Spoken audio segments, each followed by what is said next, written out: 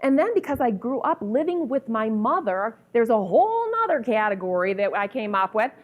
It's called passive digressive. Because to digress means to be indirect, roundabout, unclear. In fact, let me give you an example. So my family and I, we were going up to Yosemite for a winter vacation, and my folks were coming to stay in my house while we were gone. They had been there a bunch of times. They knew the lay of the land. So anyway, we took off. My folks stayed in the house, and we had just checked into the hotel, and the phone rings. And I'm like, hello? It's like, hi, honey, it's Mom. I'm like, Mom, is everything okay? And she's like, oh, yeah, everything's fine.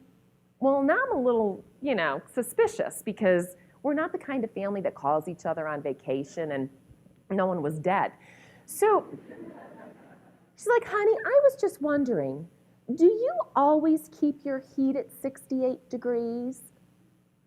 Well, now I could see right through her. I'm like, why, Mom? Are you cold? Oh, no.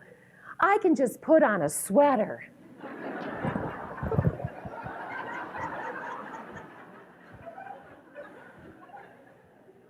Okay, and then I was concerned it was genetic because I'm walking to school with my youngest daughter, Casey, a few years back, and she pulled out another passive digressive technique, which is to complain or hint. And she goes, oh, my backpack is so heavy. And I said, Casey, if you want Mommy to carry that backpack, you just need to ask me clearly and directly, because I am not going to raise another generation of manipulative women who simply cannot ask for what they want.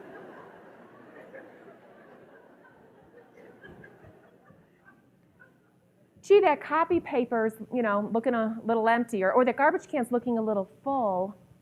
Passive digressive. I actually had a woman come up to me after a program once, and she said, I really like the watch you're wearing, and I have an anniversary coming up, and I would love something like that for my anniversary because last year I got a gun.